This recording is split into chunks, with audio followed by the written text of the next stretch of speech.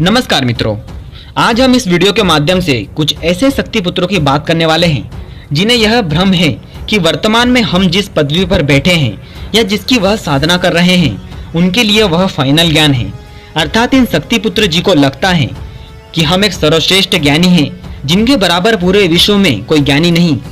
मित्रों, आज इस वीडियो के माध्यम से हम संत रामपाल जी महाराज के द्वारा प्रदान ज्ञान आधार पर खुद को माँ दुर्गा का शेर कहने वाले शक्ति पुत्र जी को ना सिर्फ कुछ जरूरी संदेश देंगे बल्कि यह भी बताना चाहेंगे कि शक्ति पुत्र जी, आप जी अपने अधूरे ज्ञान का बखान करके जरा सी हल्दी की गांठ मिलने पर खुद को पंसारी समझने की भूल ना करें।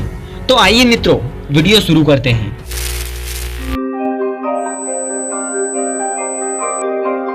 मित्रों, जब भक्ति के नाम पर भोली जनता को ठगने की पराकाष्ठा हो गई तो संत रामपाल जी नाम का एक महान संत उभर कर सामने आया, जिसने विश्व के सभी धर्म गुरुओं को ज्ञान चर्चा में आमंत्रित किया और कहा कि आपके पास प्रमाणित भक्ति विधि नहीं है।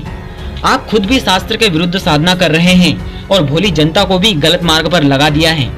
अतः आप सभी से प्रार्थना है कि या तो आप शास्त्र अनुकूल साधना ग्रहण कर लें या फिर मुझसे ज्ञान चर्चा करें और साबित करके बताएं कि आप जो भक्ति विधि समाज को बता रहे हैं वह सही और प्रमाणित है।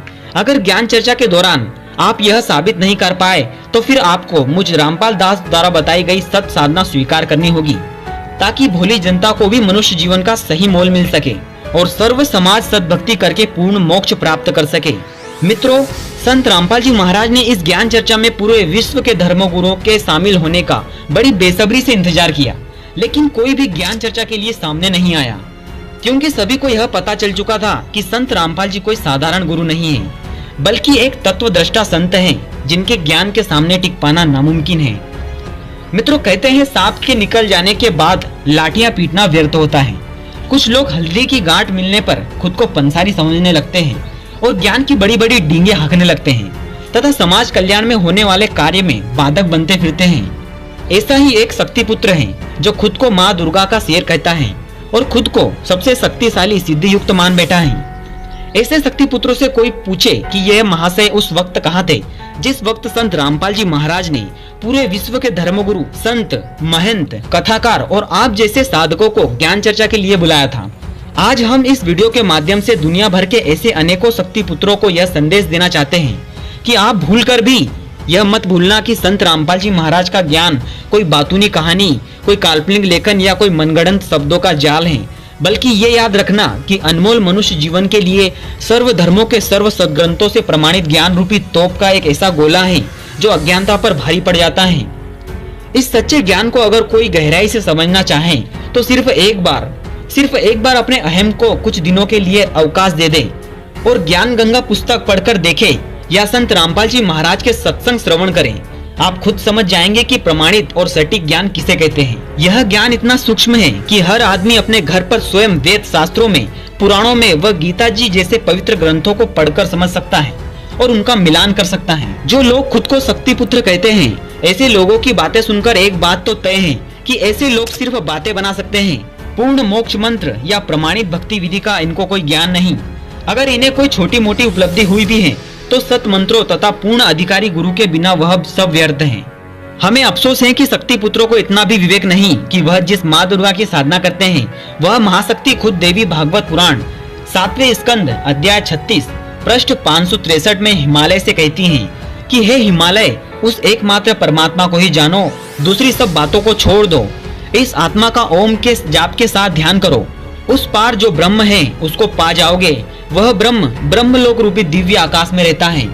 शक्ति पुत्र जी, जरा अपने विवेक का इस्तेमाल करें और विचार करें कि माँ दुर्गा स्वयं हिमालय को उस ब्रह्म की साधना अर्थात ओम मंत्र का जाप करने को कहती हैं, जिसकी भक्ति स्वयं माँ दुर्गा भी करती हैं। अर्थात यहाँ पर उस महाशक्ति ने यह सिद्ध कर दिया कि मुझसे ऊपर भी कोई शक्ति है।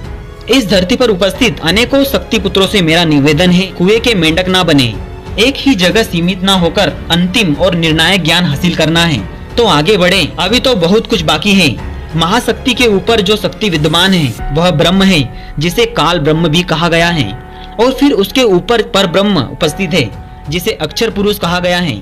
और यह यात्रा यहीं पर खत्म नहीं होती, बल्कि पर ब्रह्म के ऊपर जो शक्ति विराजमान है उसे पूर्ण ब्रह्म कहा गया है, जो सबका उत्पत्ति करता है, जिसने सर्व ब्रह्मांडों की रचना की है। शक्ति पुत्र जी, अभी तो आपका सफर बहुत बाकी है। जिस जगह पर आप ठहर गए हैं, आपसे विनती है कि आप जल्द से जल्द संत रामपाल जी महाराज की शरण ग्रहण करें तथा अपना और अपने अनुयायियों का अनमोल मनुष्य जीवन भी बचा लें। शक्ति पुत्र जी, आप इस बात पर विचार जरूर कीजिएगा। दुर्गा जी जगत जननी नहीं है, वह स्वयं ब्रह्म काल के अधीन है और ब्रह्म के साथ उनका अभेद संबंध है। इतना ही नहीं, बल्कि माँ दुर्गा अष्टंगी के 3 पुत्र हैं। श्री ब्रह्मा जी रजोगुण, श्री विष्णु जी सतोगुण और श्री शंकर जी तमोगुण युक्त हैं। एक ब्रह्मांड में पालन, पोषण और संहार, यही कार्य इन तीनों का है। आप जी अधीनता से संत रामपाल जी महाराज के अमृत वचन जरूर सुने, क्योंकि शेषों काल से ही जो ज्ञान हमें परोसा गया है वह इतना उलझता हुआ है कि इसे सिर्फ संत रामपाल जी महाराज ही सुलझा सकते हैं। कबीर नो मन सूत उलझिया, ऋषि रहे झकमार, सतगुरु ऐसा सुलझा दे, उलझे ना दूजी बार।